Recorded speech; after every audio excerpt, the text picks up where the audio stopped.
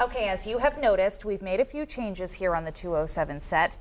The brick wall, the neon sign, the stairway to nowhere, all the stuff 207 acquired when it was a freshman heading off to college has been retired. Our hope is that this set and furniture reflect the best of the state, its old traditions, and the way they're being transformed by a new generation of Maine craftsmen. So here's a look at how some of it came together.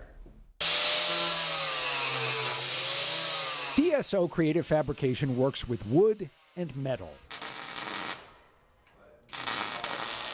Its products often have a certain look, that undefinable quality that suggests they come from Maine and they belong in Maine. It has made stools, chairs, tables, sculptures, fireplaces, and signs.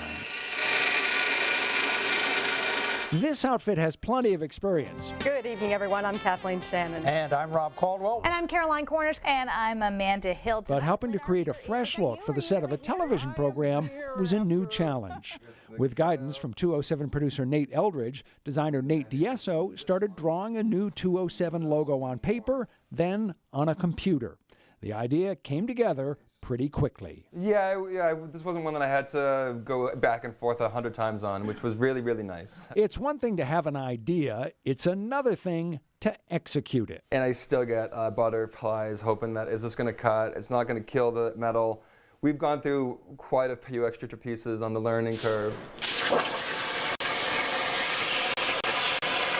We were in the DSO shop as Sam Peterson oversaw the cutting of the outline of Maine and the 207 numbers.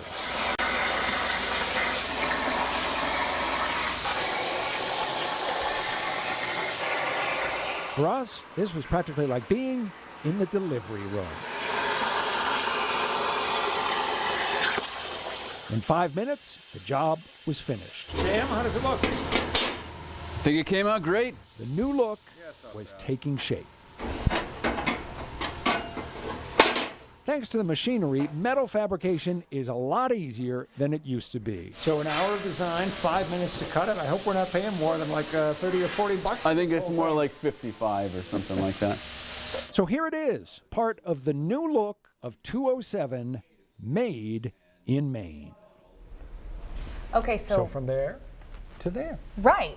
And once we had the basic idea for the set, the next step was to decorate it, then to have new furniture made. And for that, we turned, once again, to Maine craftsmen.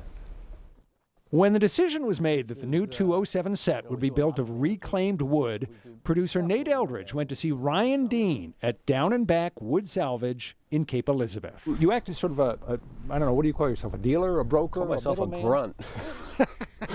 Ryan Dean roams around Maine and talks to a lot of people, keeping an eye out for old barns and houses. If their owners want those structures removed, Dean moves in. I get in there. One of the the biggest parts of my job that I love is taking apart the buildings and getting dirty, and I really enjoy that. He disassembles the buildings and sells the boards and beams. There is a lot of demand these days for reclaimed wood, and there is also criticism from people about the practice of tearing down old barns and houses to get that material. I would always give the opportunity if someone came onto a site that I'm working on, for them to either put the money into it to rehab it, and I'll gladly walk away. But the barns and the structures we're taking down are really past that point. Dean also has another business. He has started building small cabins. When we're ready to open a 207 bureau on a remote lakefront, this might be just what we need. Until then, the wood sits and waits. A lot of people are surprised that I let some of the wood get covered with snow, but it's not going to hurt it. A lot of the material's been through 200 Maine winters, and so it's just it's just relaxing for a little bit until the need's there. And if you're wondering about the inventory plan here, well, that's a reasonable question. How do you find stuff this time of year? It may sound sick, but I actually know where most things are, and if you pick a piece, I could usually tell you the building it came out of. The wood on the 207 set and in the set furniture came from right off this lot after being used in buildings made from Maine trees. We hope it's got a long life ahead of it. We were lucky because we went and did that story, I forget what day it was, at the end of last week. It was one of the few days we've had in the last 2 weeks where it wasn't 2 degrees at 10 in the morning when we were out there. Instead, it was about 12 degrees and the sun was out, so it felt positively balmy.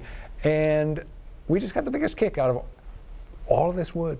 These great old beams and boards just out there lying under that fresh coat of snow. Yes. Well, they look really cool. You just have to dry them out a little bit. Yeah. You didn't bring any like wolf spiders back in with this new set, did you? Not to my knowledge, but we know what we can do with insects, Amanda. We can. Yep, let's just roast them. We also have some new music. We wanted to give one last nod here as we acknowledge people who've helped us out to Maine musician Spencer Albee. He is from Portland. He's put the Beatles night on at the State Theater in Portland for the past 15 years. He's also been a number of bands from As Fast As to Rustic Overtones. Spencer is responsible for the new music you heard at the beginning of the show, and you've heard it sort of in our bumps. It's what you'll hear as we come on each night. We feel it speaks to the energy of our stories and to the stories of Maine that we wanted to share with you. So a big thanks to all of the artists who help us. And a special big thanks to 207 producer Nate Eldridge, who really oversaw this whole project.